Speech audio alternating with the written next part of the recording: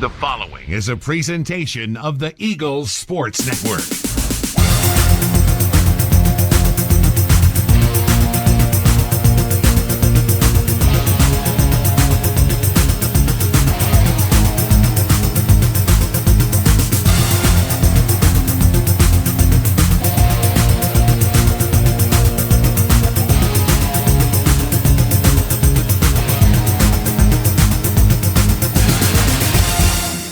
Hello and welcome into Week 6 of the Ashley Ingram Show as Carson-Newman falls in a defensive slugfest in Emory, Virginia to the Emory and Henry Wasps. Final score 19-13. This is the Ashley Ingram Show. I'm the voice of the Eagles, Adam Cavalier, alongside Carson-Newman head football coach Ashley Ingram. Ashley, tough one on Saturday, but a matchup between two of the top teams in the South Atlantic Conference.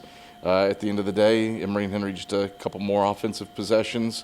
And that seemed to be the difference in a game where yardage and points were rather difficult to come by. What did you see Saturday from the Eagles and the Wasps?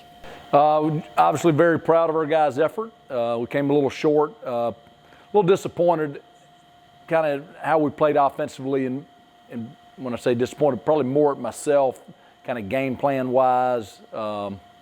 But give them a lot of credit. Obviously, a very good team. You know, they don't lose a lot of games at home, and they don't lose a lot of games in general. But we came up a little short. I'm proud of our guys. We battled to the very end, as we always do, and we just got to get a little better. A frustrating one for the first time since 2021. Carson-Newman loses a lead in the fourth quarter, but it was a 5-point game, I think, at the time. Just happened to be in front with Emory and Henry driving at the start of the fourth quarter. What sticks out to you about the effort that you gave defensively to limit the league's highest scoring team to just 19 points? Well, our guys on defense just battled and competed, and Coach Allman and the defense staff had a great plan. Not only did we do that, we gave up a punt, we gave up a safety on that. So they had to battle with short fields, and we didn't turn the ball over offensively, but didn't play as well as we could have played. So they just battled and competed the entire time, and super proud of their effort. But we've got a good group on defense. Carson-Newman falls at Emory and Henry by a final score of 19-13. We'll break down the first half when we come back after these messages on the Ashley Ingram Show. Believe in Nashville. Believe in Memphis, Chattanooga, and Knoxville. Believe in communities where people take care of each other. Believe in staying true to your word and treating others the way you'd want to be treated. We do, because we believe in you.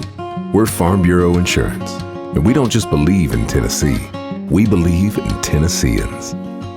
Farm Bureau Insurance, Tennessee's insurance company. When it comes to the things you love the most in life, you want an insurance company who knows you and cares about you. At Carriage Hill Insurance, that's not just what they do, that's who they are.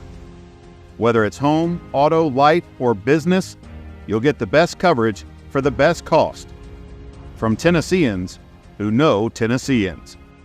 Carriage Hill Insurance. Insurance with a human touch.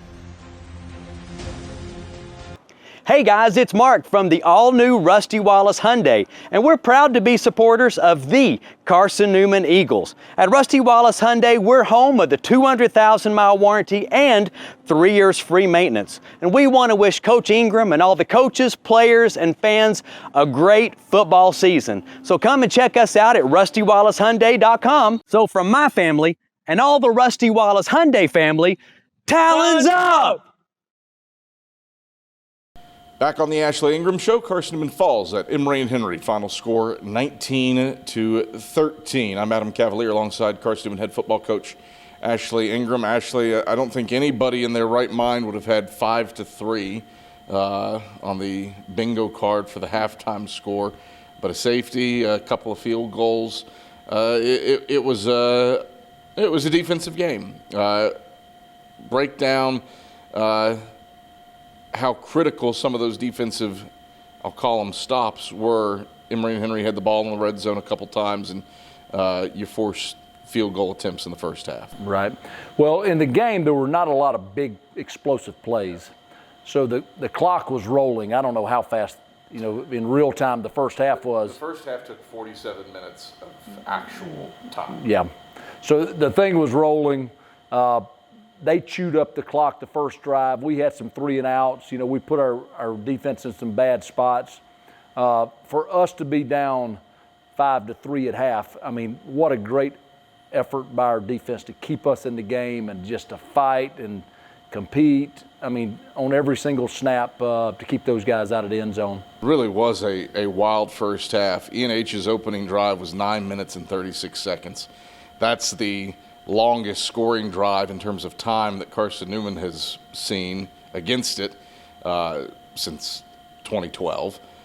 On the flip of that, you go down and get within 2 with the field goal on an 8-minute, 36-second scoring drive, and that, since 2012, is just the 7th 8-minute drive or longer. You only touched the football 3 times in the first half. You alluded to it with the 2 3 and outs, and then you had the field goal drive to make it a 2-point game. Low possession against the conference's top scoring offense, did that benefit Carson-Newman? Well, I think it did. Obviously, they've been scoring a lot of points on everyone, so it certainly didn't hurt. What would have helped if we could have sustained more drives offensively during the game? And it was kind of feast or famine. So you get 3 scoring drives in the middle of the game, and other than that, it's kind of, sputtering 3 and outs and things like that. So that's where my disappointment comes from, is I just don't think that we played our style of game on offense to give us a real chance.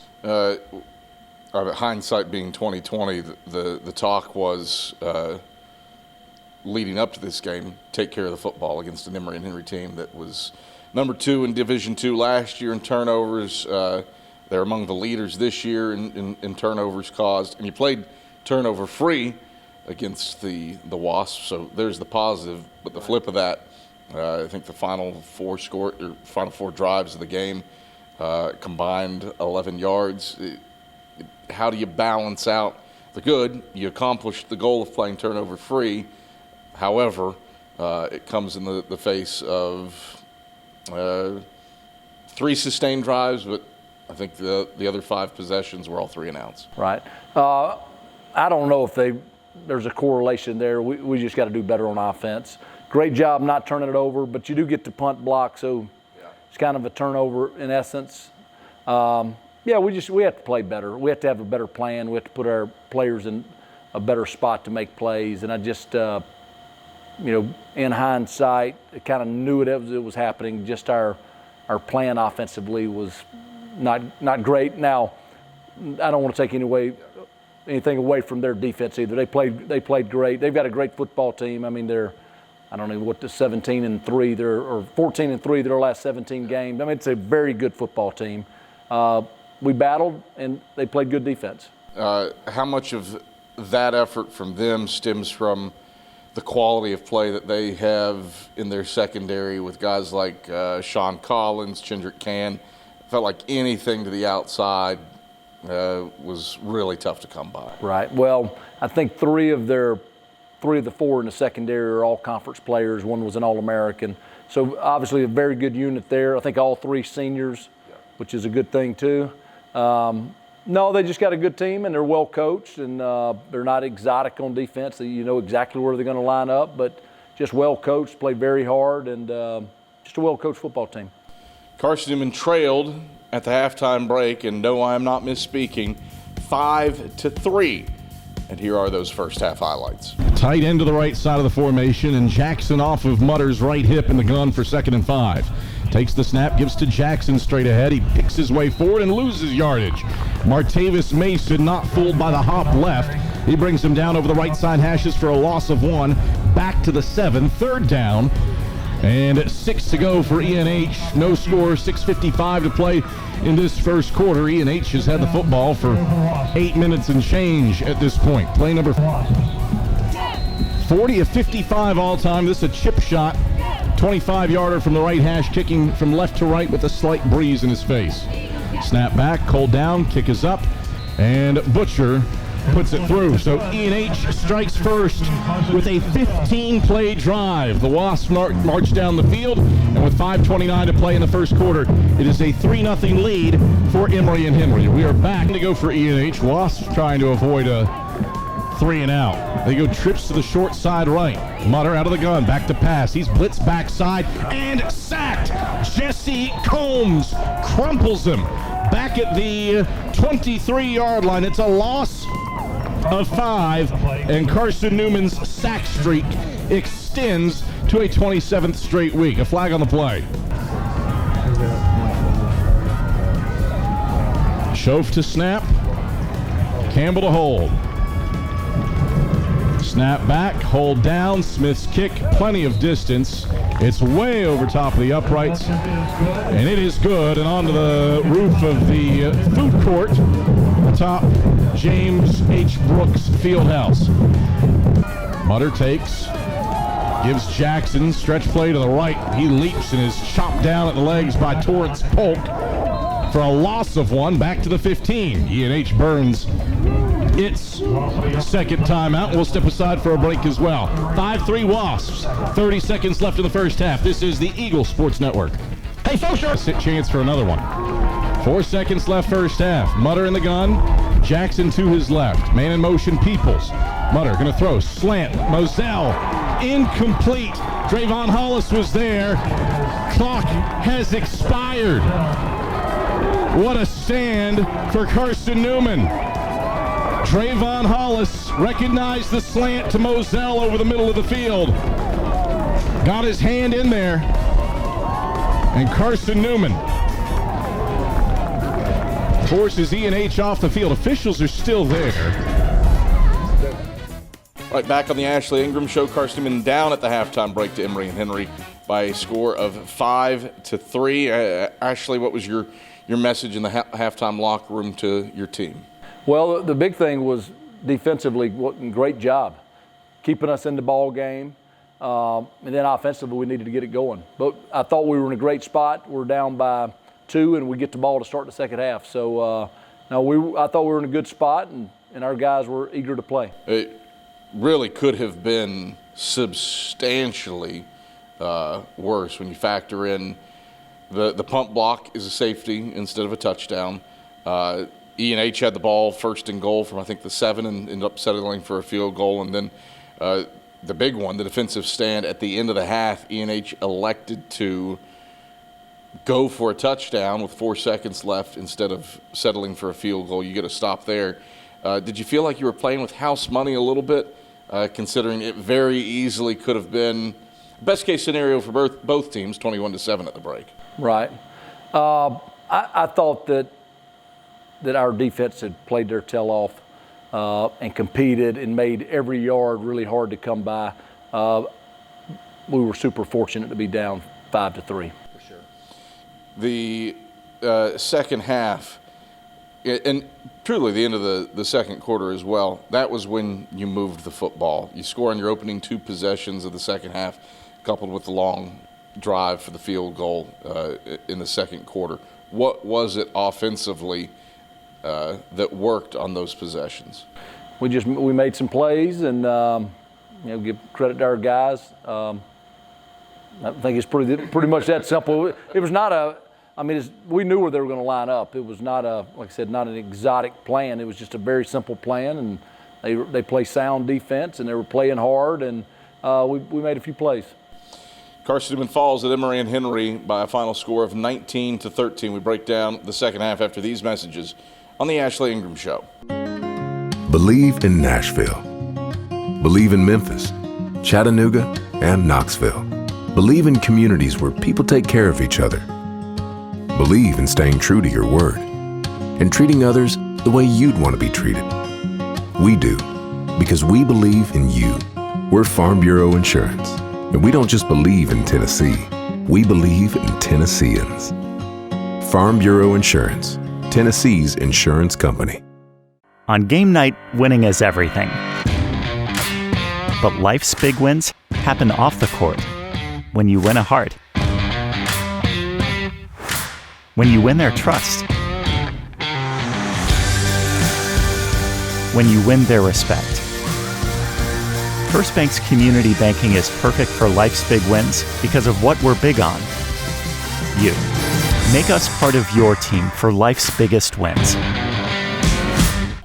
Back on the Ashley Ingram Show, Carson-Newman falls at Emory and Henry by a final score of 19-13. I'm Adam Cavalier alongside Carson-Newman head football coach Ashley Ingram. Ashley, a second half where kind of touched on it, but you hit on the big play action setup, and you hit Jeremiah Carroll for a 50-yard pass, the only touchdown that Carson-Newman would score on the day. Touchdowns granted, premium commodity on Saturday, just one each way for both teams, where a team found the end zone.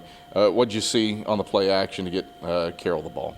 Well, we had finally established the run, so we were moving the football. We were getting first downs, which obviously made the secondary, they were pretty aggressive on the back end. So just the fact that we were able to move the football on the ground and run the ball gave us that opportunity. So it was as simple as that, really. I had some folks at the game, and at one point, one of them asked me via text while I was on air, is it normal for you guys to bring this many people in defensively? I think it feels like a line change at times, and yet that has been, yes, it is normal, frequently swapping in multiple fresh bodies simultaneously. How valuable has that been, that there is no drop-off when you bring in a Storm Levacy, a Fortune Woods, a Caleb Graham, insert your person here, to have those fresh legs defensively against an E&H team and others that have played ball control at times? No, it's huge. We have great depth on defense, and our defensive coaches are willing to use them and put them out there. It'll continue to be an advantage for us as the season progresses. Offensively, we've got some guys that are talented that we're not playing. And that was my conversation with our offensive coaches yesterday, that we have to have a plan. We've got young guys like Nick Hester and Jaden Jones, Trey Gunnings, Josh Adams that are not getting opportunities and reps. That we've got to get them out there. You look at this one outside of the realm of the game itself and more toward the league. You're still, even with the loss, just a game out of first place in the conference standings. Thought that you might be 2 games out when we got off air, but with Catawba beating Mars Hill and Newberry beating Wingate, there are 8 teams within first place in the South Atlantic Conference 6 weeks into the season. What does that say about the parity, the balance, the competitiveness of this league? Well, I've kind of always said it since I've got here. I've been super impressed with the coaching. I've been super impressed with the athleticism in the league. The parity this year, last year Wingate was kind of clearly the best football team in the league. I think this year you look at it, it's kind of hard to say. There's a lot of really good football teams, and there's a lot of football left to play.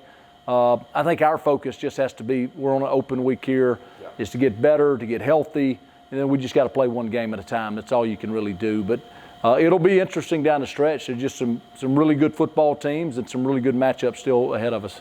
Carson-Newman falls at Emory and Henry 19-13, and here are those second half highlights. Right hash at their own 29.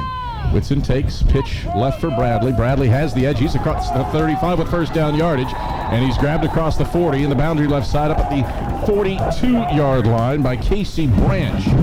Go outside, and the Eagles pick up 13 yards. Ignore what I said. He looks for the 11th all-time 50-yard field goal, kicking from left to right in Carson-Newman history. Snap back, hold down, Smith's kick on the way. Smith's kick, it has the distance. Smith's kick has the line, and it is good! Bennett Smith for a second straight week bombs through a 52-yard field goal, and for the first time today, Carson-Newman has the lead. Mutter takes the shotgun snap, 5-man rush, pressured up the middle by Mekhi Brown, and Mutter is bound for the turf. Ted Eugene and Fortune Woods also in the fray. Mutter sacked back at the 20, a loss of 10. 3 and out for Carson-Newman defensively. Whitson play fake. He's dropping back to pass. Carroll wide open. Splitting the hashes. Can he run under it? He can at the 10. Carroll. House call. Touchdown. Carson-Newman.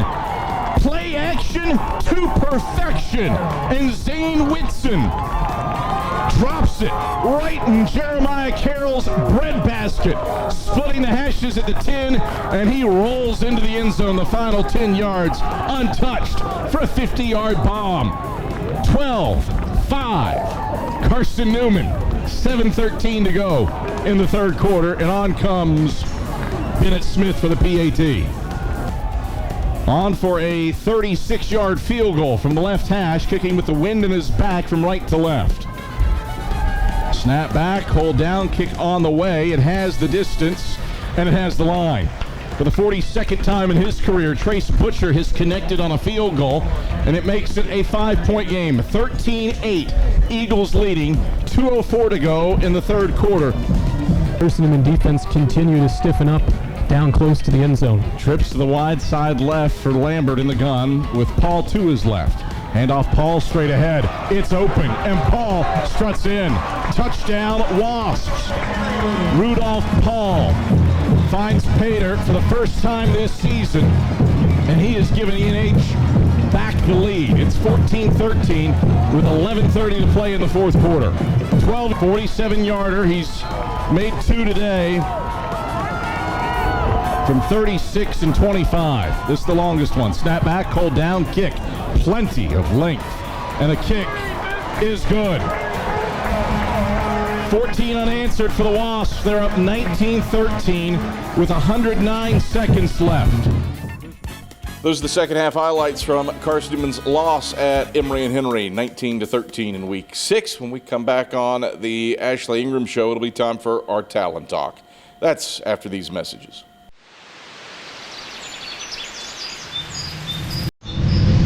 At Carson-Newman, we're not just creating nurses, we're shaping leaders. Where else can you find a university that offers full room and board plus an unlimited meal plan for our ROTC scholarship cadets? Only here, where excellence meets generosity. Step into our state-of-the-art skills lab, a sanctuary for practical learning exclusive to our nursing students. It's here that excellence becomes second nature. With our student-focused approach, every class is an opportunity for personalized growth, thanks to our exceptional student-to-professor ratio. Experience a learning environment where collaboration thrives, supported by a strong bond between cadres and students, ensuring your success is never left to chance. And for those aiming to join our esteemed nursing program, high priority are given to Army ROTC Nursing Scholarship recipients, a testament to our commitment to your future. Dive into a nursing program where your military training at CST translates into academic credits, a rare opportunity to fast-track your degree. Join a battalion recognized for its outstanding performance, celebrated by the VA and the East Tennessee Military Affairs Council.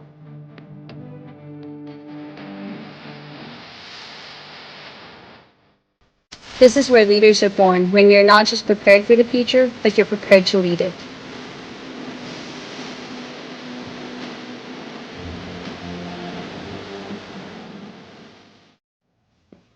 Oh, hey there. I bet you're wondering who this guy is. My name's Drew. I played football here at Carson-Newman and graduated in 2021. And now I pastor a church up here, believe it or not. I want to invite you this Sunday. We meet at 11 o'clock at Jefferson Middle School. We've got kids ministry. A lot of college students are there. But man, it is awesome. It is so good. I hope you enjoy the rest of this football game.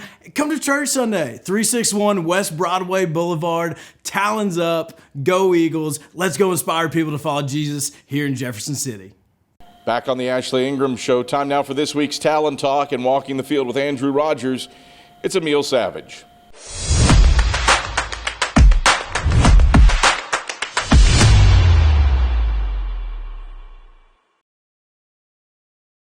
Hi again, everyone. Welcome for another episode of Talent Talk. I'm Andrew Rogers along with offensive lineman Emil Savage. Emil, let's start walking down the field here. Let's start all the way back in your childhood. When did you know football? When did you get into football, actually? And then how did you know it would be something you wanted to pursue at the next level? So I actually started playing football in high school.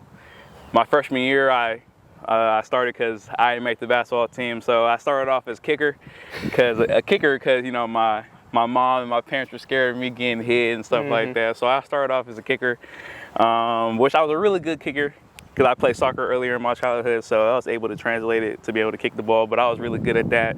But then again, I started playing offensive line my junior year, but that's when COVID was happening. So we only got 3 games to play.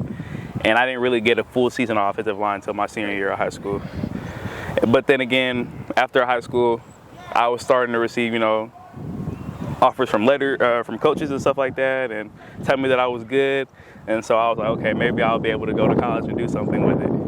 Committed to Fresno State and then came to Carson-Newman, but you're from Sacramento, California, so not only was it an adjustment to a new school, but all the way basically across the country. Talk about that transition and being away from home the last couple of years. It's been a difficult transition for sure, especially in the beginning. I'd never been away from home, especially this far, especially by myself. So it was hard. It was hard in the beginning, not really knowing where to go. You know, I didn't have a car or anything like that, so I was pretty much just in the dorm all the time. But it started getting better once I started, you know, having friends on the team and having brothers who I would be able to go over to their house and, you know, we can go out to eat, go do things together. So they made that transition pretty easy. I'll change it up on you here, get to know you a little bit better. What do you do to relax away from football? So your schoolwork's done, football's over for the week, maybe a Thursday game, your homework was done Friday. What are you doing Saturday, Sunday to relax? I like to either, you know, just chill and watch some movies, play video games. Sometimes, you know, if I'm feeling a little fancy, I might like to grill and stuff. Okay, and yeah. I like nature, going on for walks and stuff like that is really fun to me. And that's something I do to relax. Any unique thing you have cooked up on the grill? Nah, just basic. Just the basic chicken, steak, you know, hot dogs, burgers, stuff like that. What is something an offensive lineman always wants to do but never gets to do? I know what I think probably the answer is, but what is your answer? I think the answer is probably scoring. Yeah. I think being able to score, or like the ball fumbles on the ground, you pick it up and you're able to take it to the house. I think that's probably one thing that all offensive linemen want to do. I'll change it up on you here. And to wrap things up, Joe Ray has been here. He recruited you. He carried over from the previous coaching staff to the current one. What has he meant to your development as an offensive lineman and seeing his coaching ability wear off on you? Coach Ray has meant a lot to me. He's, again, he recruited me when I was young, and he helped me develop into a better player and a better man. He's almost like a father figure away from home. I can always talk to him and call him no matter what. And he's helped me a lot from, of course, transitioning from coming to California to here to Tennessee. Yep. He's helped me get used to it, and, you know, he's made it more comfortable for me, made it more like a home. So, yeah. We'll close with this. How do you think yourself, but also the 5 men that are in the game up front, have developed the most from year 1 in this offense to year 2 to help the run game? I think we developed a lot, especially just learning and knowing the offense, especially just understanding the picture of what the coaches want us to understand and kind of just a more in-depth concept of the plays and stuff like that. But I think we've developed a lot better, and, you know, we're faster and stuff. So I think we're doing really good from year 1 to now. Thanks for the time. Best of luck the rest of the year. Appreciate it. That is offensive lineman Emil Savage. I'm Andrew Rogers on another episode of Talent Talk. All right, thank you very much, Andrew. Ashley Ingram, Emil Savage has been in the program a hot minute. Came in when this team wasn't running full triple option, and now he's been the guy at tackle for coming up on a year and a half. What have you seen from him over the past, I'll call it 16 some odd games for an offensive line that has had to embrace a new style? Emil's a great young man. He's a lot of fun to be around. He's got a great personality, got a great attitude, always has a smile on his face. He's been awesome. You know, he started for us last season at right guard. Yeah. And then this year we've moved him to left guard, and then, or left tackle, excuse me. And then with some injuries, we had to move him back to guard. And now we've got some people back. We've been able to move him back out the tackle. So he could play any, you know, of the 4 spots other than center on the offensive line. He's talented. He's a very good player, and I'm thankful he's here and thankful he's got another year to play. What's that say about his faithfulness and servant's hearts, that he's willing to go wherever you need to go on that offensive line? Oh, he's great, and doesn't bat an eye. He's obviously will do anything he can to help the football team. We kind of touched on it, and you alluded to it, bye week. Well deserved after the 4-week run that you have gone through. And you get to sit around and watch some SAC football on Saturday with some pretty good ones ahead between Marsville and Wingate at Mears Stadium, and Anderson and LR, another one that kind of moves the needle a little bit just because you play Anderson here in 2 weeks. What's this team do over the next 14 days with the bye while getting ready for the Trojans? Well, we're going to recharge a little bit early in the week, and then we have to get better.